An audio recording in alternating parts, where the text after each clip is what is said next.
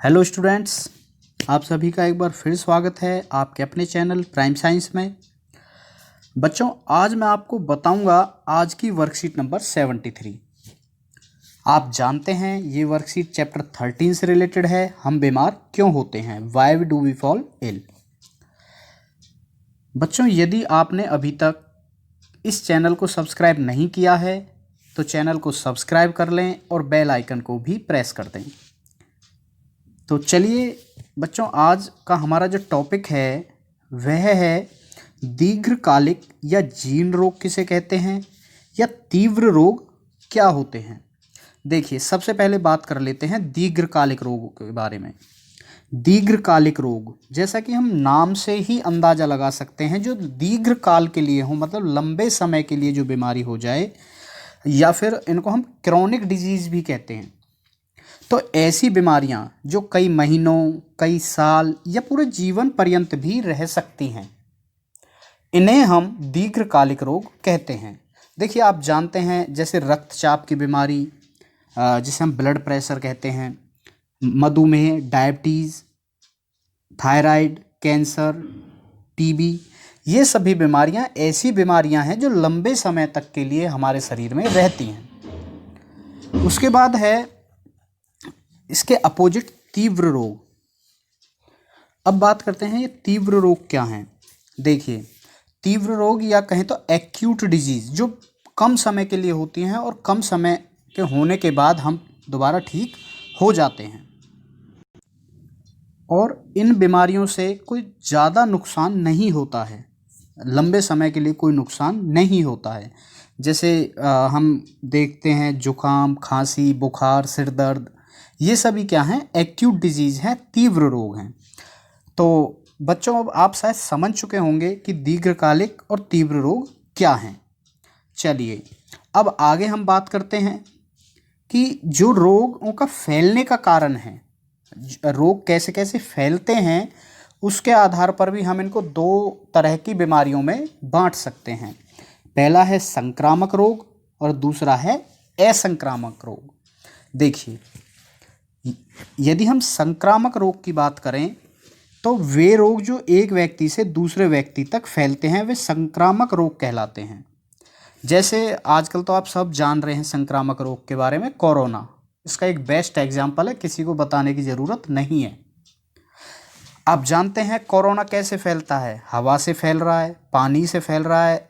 जो मतलब संक्रमित व्यक्ति है उसके संपर्क में यदि कोई दूसरा व्यक्ति आता है, स्वस्थ व्यक्ति, तो उसके कारण फैल रहा है। तो ऐसे ही रोग हम क्या कहते हैं, इनको संक्रामक रोग कहते हैं। इन्हें हम संचरित रोग भी क्यों कहते हैं, क्योंकि किसी न किसी माध्यम से दूसरे व्यक्ति तक इनका संचार हो जाता है, ये दूसरे व्यक्ति को हो जाते हैं।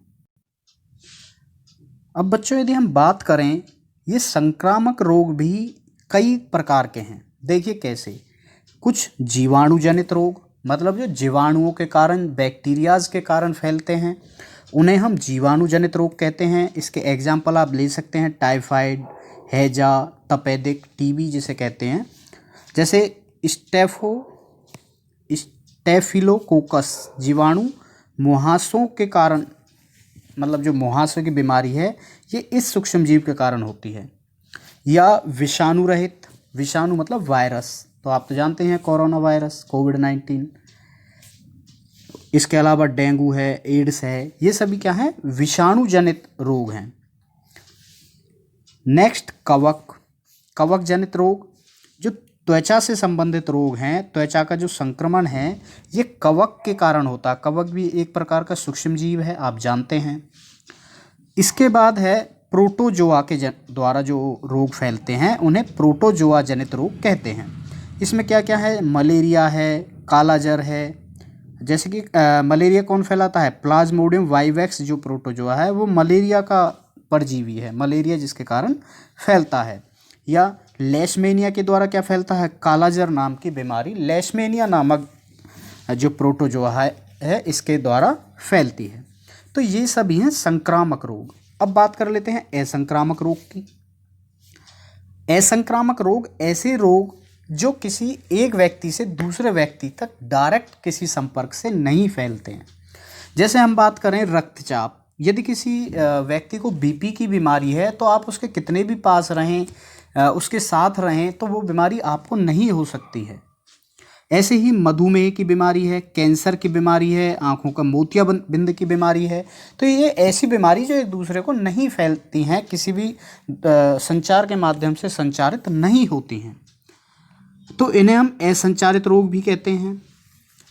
इसके बाद बात करते हैं यह रोग कैसे फैलते हैं। ये अस्वस्थ जीवन शैली, किसी आंतरिक अंग या किसी ग्रंथि के सही काम ना करने के कारण, या भोजन सही प्रकार से ना लेने के कारण, या फिर एज बढ़ने के कारण ये बीमारियां फैलती हैं। चलिए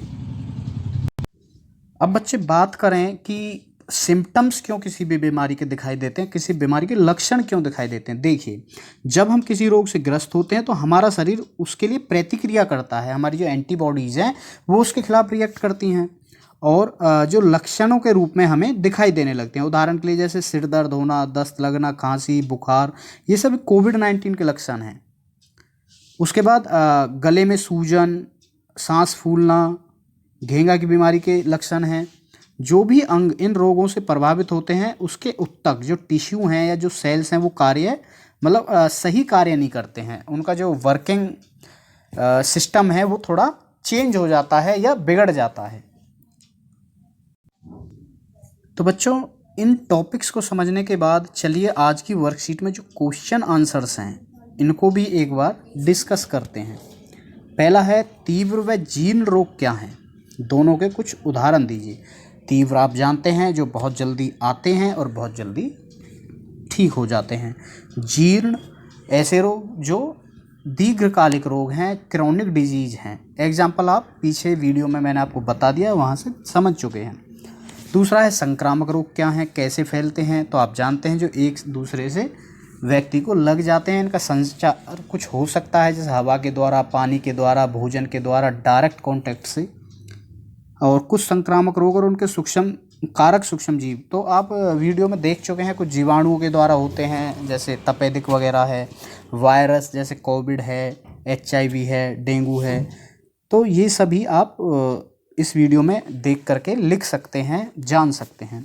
असंक्रामक रोग क्या है, उदाहरण सहित वही जो डायरेक्ट नहीं फैलते हैं, असंक्रामक हैं। क्या कोविड-19 एक तीव्र रोग है, स्पष्ट कीजिए।